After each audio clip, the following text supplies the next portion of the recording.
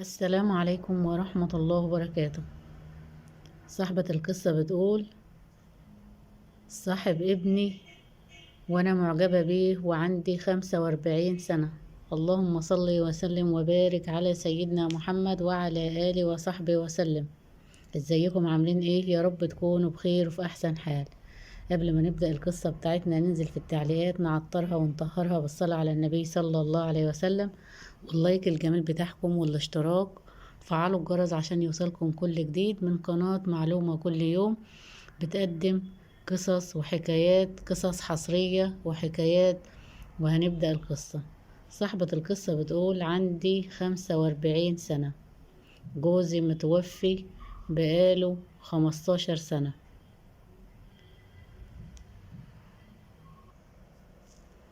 بتقول: ابني عنده 18 سنة، ساعة ما ابوه اتوفى كان عنده 3 سنوات. قالت: وانا كنت يعني متجوزة صغيرة. قالت: كنت متجوزة صغيرة والحمد لله على كل حال. قالت: قعدت قلت خلاص انا هقعد على ابني وهربيه ومش هفكر في جواز تاني. وفجأة ابني يعني كبر ما شاء الله ودخل المدرسة وفي الكلية. قالت: وبعد كده ايه، في عنده صاحب قده. قالت: بيجي معاه. قالت: صاحبه ده امه متوفية وابوه متوفيين، الاتنين متوفيين، باباه ومامته. قالت: المهم بيجي ايه مع ابني. قالت: كان ساكن هو وهو في الجامعة يعني مع بعض، وكانوا بيجوا ساعة ما يجي ابني يجيبه معاه. يا ابني بتجيبه معاك ليه؟ يقول لي: يا ماما علشان ايه، ده ما عندوش لا ام ولا اب وايه، وهو البلد اللي هو منها يعني بعيد عنه، فانا قريب هنا فخليه يجي يقعد ايه معايا، مثلا يجوا اجازة مثلا خميس وجمعة، جمعة وسبت كده ايه. قال يقول لي خليه يقضيهم معايا. قالت: بصراحة انا لما شفت الولد، قالت ما شاء الله عليه، يعني فعلا يعني تديله جسمه يديله اكتر من سنه، جسمه كويس وشكله كويس. قالت: انا بصراحة اعجبت بالولد والولد اعجب بيا، يعني انا حبيته في نفس الوقت والولد حبني، بس معلش يعني السن برضو ايه، مش قادرة مثلا ان انا ده يعتبر هو زي ابني قد ابني، يبقى لا مثلا لا حد هيسمح لي بكده ولا انا هسمح لنفسي ان انا ايه هتجوز مثلا صاحب ابني، وابني في نفس الوقت برضه مش هيعجبه الموضوع. قالت: المهم الولد كل ما يجي عندنا يعني يبصلي بنظرات بنظرات جريئة، بنظرات معجب بيا، بنظرات حب كده. قالت: غير فيا حاجات كتير. قالت: انا بعد ما كنت يعني بقى لابسه الاسود على طول، ما بقلعش الاسود من ساعه ما جوزي مات. قالت: بصراحه ايه الولد يعني غير فيا حاجات كتير. قالت: قلعت الاسود، رحت طلعت كل الملابس اللي انا كنت مطبقاها وشايلاها وقلت خلاص على كده دي مش هينفع ان انا البسها تاني. قالت: طلعتها وبقيت البس فيها، وحسيت ان يعني اتغيرت. وحتى ابني لاحظ عليا وبيقول لي: تصدقي يا ماما انك انت اتغيرتي وبقيتي ايوه كده، خليكي ايوه، انا قلت لك اقلعي الاسود من زمان وانت مش عايزه تقلعيه، ايوه انت كده شكلك كويس. قالت: والولد هو صاحب بقى ابني بقى ده يقول لي: على فكره والله انا ما كنتش افتكرك انك انت مامته، ده انا كنت افتكرك انك انت اخته، انت صغيره جدا وحلوه جدا وكويسه. قالت: وبقت الولد ايه يمدح فيا من هنا وبصراحة وانا ايه فعلا حبيت الولد. قالت: المهم جيت في يوم من الايام ابني يعني قال لي: على فكرة احنا هنقعد الاسبوع ده كله في البيت، علشان ايه عندي يعني واخدينه اجازة وهنذاكر قبل الامتحانات كده، وداخلين على امتحانات وهنذاكر مع بعض وهنقعد مع بعض. قالت: جه وقعد مع ابني وانا بقيت اجهز الاكل ويعني ناكل ونشرب مع بعض هو وابني واحد زي بعض، ومفيش ايه مفيش اي حاجة وكده. قالت: جيت في يوم من الايام ويعني في ليلة كده من الليالي، قالت كنت قاعدة سهرانة قدام التلفزيون. قالت: كان يطلع يقعد يسمع معايا ويتفرج ويقعد يتكلم معايا ويحكي لي. قالت: كان بيقعد يحكي لي يعني عن اهله وعن اللي حصل معاه والعيشة اللي هو عاشها بعد ما امه وابوه توفوا.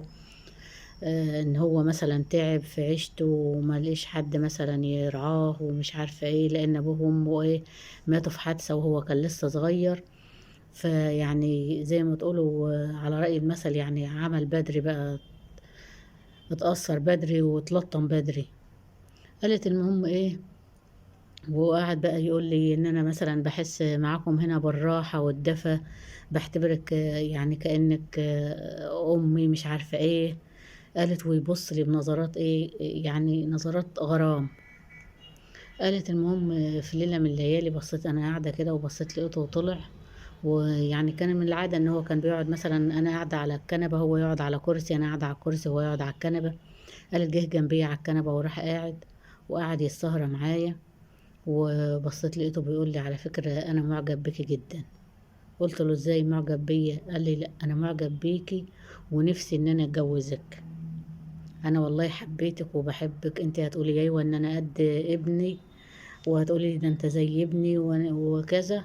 بس انا بصراحة يعني انا مش قادرة امنع نفسي من حبي ليكي، وانا حبيتك ومعجب بيكي، ونفسي اكلم صاحبي وايه، وفعلا اطلبك واتجوزك. قالت له يا ابني ده انت قد ابني، انا شوف انا بقول لك يا ابني انت فعلا انت صاحب ابني، يبقى انتوا الاتنين سنكم واحد. فانا مش هينفع على فكرة اتجوز واحد قد قد ابني. وانا في نفس الوقت خلاص، انا من ساعة ما ابو ابني مات وانا قلت خلاص على كده مفيش جواز.